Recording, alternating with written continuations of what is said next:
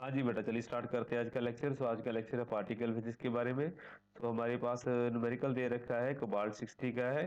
तो यहाँ पे कोबाल्ट 60 के कॉरस्पॉन्डिंग एक एक्सपेरिमेंटल सेटअप का क्वेश्चन है। तो इट इज जैसे बता रखा है कि बीटा डिके का है। तो when the beta decay of cobalt 60 nuclei is observed to at low temperature in magnetic field that aligns the spin of nuclei, it is found that electrons are emitted preferentially in a direction opposite to the direction of cobalt 60. Spin direction. Which of the following invariance is violated by this decay? Gauge invariance, translational invariance, reflection invariance और rotational invariance। तो आप जैसे आपको पता है beta decay में parity आपकी violet हो जाती है, तो आप यहाँ पे ऑप्शन सी चूज करेंगे without going into much details.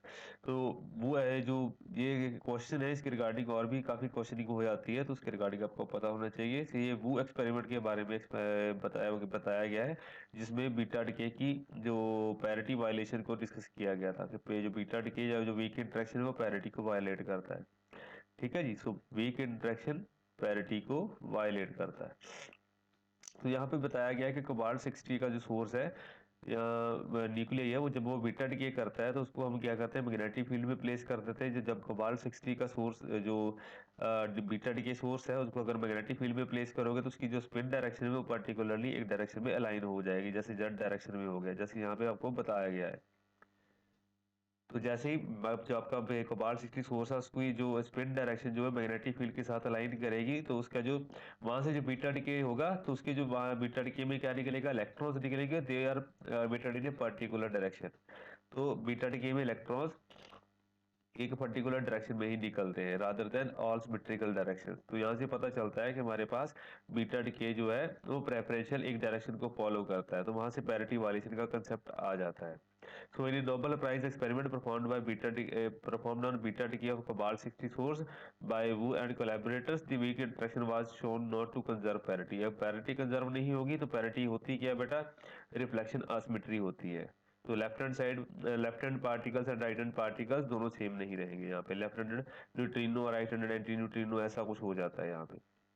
तो दोनों अलग अलग पार्टिकल यहाँ पे आप देख सकते हैं, तो उनको इंडिपेंडेंटली आप लेबल कर सकते हैं। Left handed particle right handed particle को लेबल कर सकते हैं in case of weak interaction. तो ये उसके रिगार्डिंग क्वेश्चन था। ठीक है जी। तो ऑप्शन नंबर हमारे पास यहाँ पे आएगा सी। गेज इन वेरियंस नहीं है, गलत लिखा हो यहाँ पे सी ऑप्शन आएगा बेटा, इसको करेक्ट कर लीजिए। ठीक है जी। चलिए, तो इसके बाद हम बात करते हैं regarding the Fermi and Gamow Teller transition. तो इसके रिगार्डिंग भी आपको एग्जाम में क्वेश्चनिंग हो जाती है। ठीक है जी। तो ये रूल्स है Fermi and Gamow Teller transition. It is again corresponding to beta decay. तो बीटा डिके में यहाँ पे क्या क्यों रूल की जरूरत पड़ती है, तो इसके रिगार्डिंग यहाँ पे डायग्रामेटिकली दिखाया गया है कि जैसे एक न्यूट्रॉन जो है बीटा डिके में क्या होता है, एक प्रोटॉन में कन्वर्ट होता है, प्लस एक इलेक्ट्रॉन बनेगा, साथ में एंटी न्यूट्रिनो निकलेगा। अब ये प्रॉब्लम आती है कि उनकी स्पिन डायरेक्शन क्या है। जैसे वो का एक्सपेरिमेंट था, सिमिलरली ये वाला एक्सपेरिमेंट भी यहाँ पे देखा जाता है कि स्पिन डायरेक्शन कैसे अलाइन होती है। तो अब यहाँ पे बात आती है कि जो पेरेंट न्यूक्लियस है एंड डॉटर न्यूक्लियस की स्पिन किस डायरेक्शन में रहेगी, और जो यहाँ पे लेप्टॉन पेयर है, इलेक्ट्रॉन एंड न्यूट्रिनो का एंटी न्यूट्रिनो का जो पेयर है यहाँ पे, जिसको हम लेप्टॉन पेयर की बात कर देते हैं, तो उसकी स्पिन डायरेक्शन क्या रहेगी। तो इलेक्ट्रॉन की स्पिन अगर अपवर्ड डायरेक्शन में, तो न्यूट्रिनो की डाउन हो सकती है, हो सकता है ये दोनों ही एक डायरेक्शन में बिलोंग करें। तो अगर पहला केस होता है तो जो स्पिन नेट स्पिन बनेगी लेप्टॉन पेयर की, वो S is equal to zero हो जाएगा कपल करके, या फिर S is equal to one बना देगा। तो उसके रिगार्डिंग ये रूल्स हो जाते हैं। तो दो सेटअप ऑफ रूल्स हो जाते हैं। एक होता है फर्मी रूल्स, एक होते हैं गैमो-टेलर रूल्स।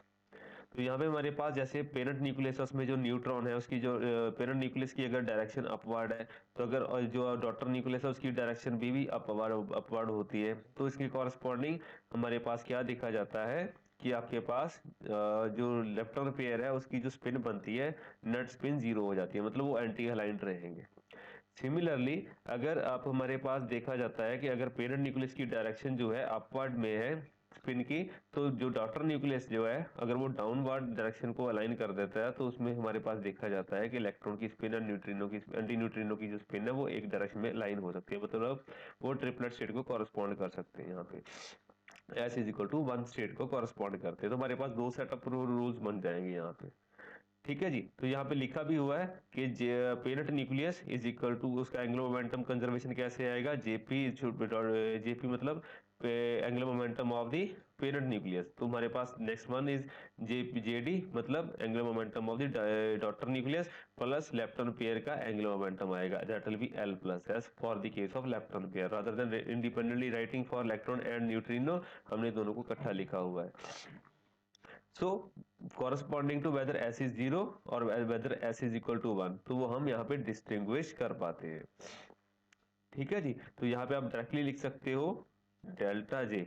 डेल्टा जे क्या रहेगा, पेरेंट माइनस डॉटर न्यूक्लियस, तो it will be given by L plus S का रूल चलेगा यहाँ पे। तो इसको, इसमें दो कॉम्बिनेशन बन जाएंगे, एक होगा जिसमें S is equal to 0 case होता है, दूसरे में क्या होगा, एस इज इक्वल टू यहाँ पे 1 केस बन जाएगा। अगर एस इज इक्वल टू 0 का केस होता है तो डेल्टा जे किसके बराबर आएगा, एल के बराबर आएगा। अगर एस इज इक्वल टू 1 हो जाता है तो बेटा इस केस में हमारे पास क्या बचेगा, that will be delta J is equal to L plus 1 का रूल बन जाएगा। तो मतलब नेट एंगुलर मोमेंटम चेंज कितना होगा, ऑर्बिटल एंगुलर मोमेंटम के बराबर। तो net angular momentum change for the case of Gamow Teller transitions it will be L plus 1। तो दो ही रूल यहाँ पे चलेंगे। पैरिटी का कंसेप्ट भी जैसे आपको यहाँ पे समझा दिया गया है, पैरिटी के corresponding -1 raise to power L का रूल होता है, तो वैसे ही यहाँ पे भी इम्प्लीमेंट होगा। तो एल इज इक्वल टू यहाँ पे हमारे पास जैसे इलेक्ट्रॉन एंड न्यूट्रिनो के कॉरस्पॉन्डिंग यहाँ पे रिजल्ट बनते हुए दिखाई देंगे। ठीक है, एल है यहाँ पे magnitude of the electron angular momentum यहाँ पे दिया हुआ है। तो यहाँ पे सेट ऑफ रूल्स मैंने दिखा दिए बेटा, फर्मी ट्रांजिशन के कॉरस्पॉन्डिंग आप याद रखेंगे delta J is equal to L को बिलोंग करेगा, और गैमा टेलर ट्रांजिशन के corresponding delta J is equal to L plus 1 rule को फॉलो करेगा। अगर L is equal to 0 state हो जाती है तो उसके कॉरस्पॉन्डिंग डेल्टा जे भी 0 हो जाएगा, तो पहला रूल सेटिस्फाई हो जाता है, जिसको बोला जाए it is called the allowed Fermi transition which will occur without any change of parity। change of parity क्यों नहीं होगा, because -1 raise to power 0 equal to 1 बन जाएगा, मतलब पैरिटी पॉजिटिव रहेगी जहाँ पे, मतलब पैरिटी चेंज नहीं होगा। तो उसके बाद अगर L इज इक्वल टू 1 हो जाता है तो उसके कॉरस्पॉन्डिंग डेल्टा जे भी 1 हो जाएगा, and it will be called first forbidden Fermi transition. तो एक चीज माइंड में रखिए, सबसे पहले अलाउड ट्रांजिशन होगी, उसके बाद फर्स्ट फॉरबिडन होगी, उसके बाद सेकंड फॉरबिडन होगी, उसके बाद थर्ड फॉरबिडन होगी। जैसे जैसे हायर स्टेट में जाते जाएंगे, हायर फॉरबिडन ट्रांजिशन को कॉरस्पॉन्ड करेंगे, वैसे वैसे उसकी ट्रांजिशन होने की प्रोबेबिलिटी काफी डिक्रीज करती जाती है। मतलब अलाउड होने की प्रोबेबिलिटी, अलाउड ट्रांजिशन की प्रोबेबिलिटी ज्यादा रहेगी रादर देन फर्स्ट फॉरबिडन, और सेकंड फॉरबिडन की ट्रांजिशन की प्रोबेबिलिटी फर्स्ट से काफी कम रहेगी। सिमिलरली थर्ड फॉरबिडन ट्रांजिशन की प्रोबेबिलिटी जो है सेकंड से भी कम रहेगी। तो जैसे जैसे आप हायर स्टेट में जाते जाते हैं तो उसके कॉरस्पॉन्डिंग हमारे पास उसकी contribution towards the net result हमारे पास डिक्रीज करती जाती है। तो यही चीज यहाँ पे इंप्लीमेंट होगी। यहाँ पे अगर L इक्वल टू 2 हो जाता है, डेल्टा जे 2 को कॉरस्पॉन्ड करेगा बेटा, इसको हम सेकंड फॉरबिडन ट्रांजिशन बोलते हैं without any change of parity.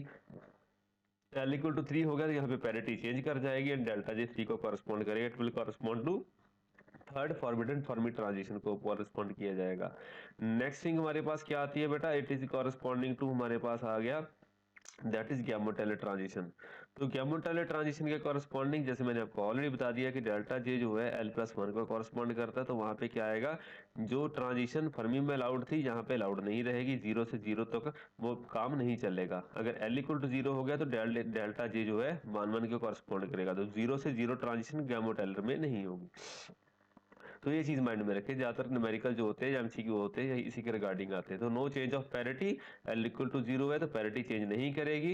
However for L equal to 0 and J is equal to 0 there is no allowed Gamow Teller transition. तो ये मेन पॉइंट आप इसको लेके रख सकते हैं। ठीक है जी। फर्स्ट फॉरबिडन ट्रांजिशन कौन सी होगी, L इक्वल टू 1। अब यहाँ पे बात आ जाती है हमारे पास L प्लस एस का रूल आ जाता है बेटा। L प्लस एस का रूल अपन को देखना पड़ेगा। यहाँ पे अगर हमारे पास S इक्वल टू 1 हो गया, ठीक है जी, तो L भी हमारे पास 1 हो गया, तो उसके कॉरस्पॉन्डिंग क्या बनेगा, इसका कॉम्बिनेशन बनेगा जैसे हम क्वांटम मैकेनिक्स में डिस्कस करते हैं। If L equal to 1 S equal to 1, तो नेट रिजल्ट क्या बनेगा, इसके corresponding net result will be L plus S से लेकर L माइनस, हमारे पास बनेगा L माइनस एस तक बनेगा। So it will be given by, क्या बनेगा, 2 1 एंड 0 को कॉरस्पॉन्ड करेगा। तो ये यहाँ पे लिखा हुआ बेटा। सिमिलरली सेकंड, तो यहाँ पे तीनों पॉसिबिलिटीज होंगी विद चेंज ऑफ पैरिटी अगर एल इक्वल टू 1 है तो। For the second forbidden transition L equal to 2 हो गया, तो यहाँ पे 2 + 1 से लेके 2 - 1, मतलब 3 से लेके 1 तक जाएगा। ठीक है जी। और उसके कॉम्बिनेशन कौन से लेंगे, पहले दो वाली लेंगे, 3 और 2। तो थर्ड फॉरबिडन ट्रांजिशन कौन सी होगी बेटा, it will be equal to 3, and उसमें चूज क्या करेंगे, 3 + 1 से लेके 3 - 1 तक, it should be greater than that, तो 4 और 3 हम यहाँ पे चूज करेंगे with change of parity for corresponding to L equal to 3। तो हमारे पास ऐसी ही चीजें आती जाएंगी। तो these are the rules for Fermi and Gamow Teller transition, ये काफी इंपॉर्टेंट होता है बेटा। अब कौन कौन सी ट्रांजिशन फर्मी में अलाउड होती है, कौन कौन सी गैमो-टेलर में अलाउड होती है, तो सिलेक्शन रूल आप कैसे लगाओगे, तो वो आप चेक कर सकते हो, पैरिटी चेंज कर रही है या और नहीं कर रही है। ठीक है, तो दो चीजें होंगी। और दूसरी चीज, एंगुलर मोमेंटम चेंज हो रहा है या नहीं हो रहा है, तो ये चीज आप चेक करोगे। मतलब यहाँ पे आप दो चीजें चेक कर रहे हो, एक हो गया आपका एंगुलर मोमेंटम, दूसरा हो गया आपका पैरिटी कंजर्वेशन रूल, जो यहाँ पे इंप्लीमेंट हो रहा है नहीं हो रहा है। तो डेल्टा जे एंड पैरिटी का रूल आपने यहाँ पे साइमल्टेनियसली इंप्लीमेंट करके चेक करना है। जैसे यहाँ पे लिखा हुआ है, many beta decays are observed because they obey Fermi selection rules corresponding for allowed transitions and such decays are not allowed by Gamow Tellers. जो कुछ चीजें कुछ ट्रांजिशन है वो ओनली फर्मी ट्रांजिशन को फॉलो करेंगी, कुछ ट्रांजिशन जो होंगी वो that will be allowed by only Gamow Teller. तो और कुछ ट्रांजिशन होती हैं जो फर्मी एंड गैमो-टेलर दोनों में ही अलाउड हो जाती हैं। तो ये इसमें आपको ऐसे ऐसे एमसीक्यू वगैरह आते रहते हैं। ठीक है जी। तो example of pure Fermi transition कौन सी होगी, pure Fermi transitions are 0 to 0 transitions, just like जैसे मैंने आपको बताया कि 0 to 0 ट्रांजिशन गैमो-टेलर में नहीं होती, it is called pure Fermi transition. ठीक है जी। तो यहाँ पे एग्जांपल्स काफी दे रखी हुई हैं। तो 10 कार्बन से लेके 10 बोरोन तक जो इंटरेक्शन हो जो बीटा डिके हो रहा है उसके कॉरस्पॉन्डिंग है। तो तीन चार ट्रांजिशन है जो फर्मी अलाउड होती हैं। ठीक है, जो फॉर एग्जांपल ये ऐसे दे रखी हुई है, काफी सारी ट्रांजिशन आपको एग्जाम में दिखाई देंगी। तो there are also beta decays which are observed because they obey Gamow Teller transition. तो कुछ बीटा डिके फर्मी को कॉरस्पॉन्ड करेंगे, कुछ बीटा डिके आपके पास गैमो-टेलर को कॉरस्पॉन्ड करेंगे, होंगे दोनों ही बीटा डिके। तो such decays are not allowed by Fermi transition. तो प्योर गैमो-टेलर ट्रांजिशन कौन सी होगी, जस्ट लाइक दिस थिंग, जिसमें आपके पास स्पिन चेंज आ जाएगा, तो जैसे यहाँ पे दिया हुआ है। ठीक है जी। तो वो चीज आप माइंड में रख सकते हैं। तो decay of the free neutron जैसे मैंने आपको पहले दिखा रखा है, it is allowed by both Fermi and Gamow Teller selection rule. तो जो जो चीज दोनों सिलेक्शन रूल को फॉलो करेगी उसमें आप फर्मी एंड गैमो-टेलर दोनों को टिक करोगे। जो ट्रांजिशन ओनली फर्मी को कॉरस्पॉन्ड करेगी अकॉर्डिंग टू सिलेक्शन रूल्स, आप वो उसको प्योर फर्मी लिखोगे। और जो ट्रांजिशन सिर्फ गैमो-टेलर को कॉरस्पॉन्ड करेगी that will be written as pure Gamow Teller transition. तो ऐसे ही चीजें आपको आती रहेंगी। तो सिलेक्शन रूल आप याद रखेंगे। तो इसको आपने याद भी नहीं रखना, आपको मैथमेटिकली फॉर्मुलेशन पता होना चाहिए कि delta J is equal to L और delta J equal to L plus one, दो अलग अलग सेटअप है। एक फर्मी को कॉरस्पॉन्ड करेगा, एक आपके पास गैमो-टेलर को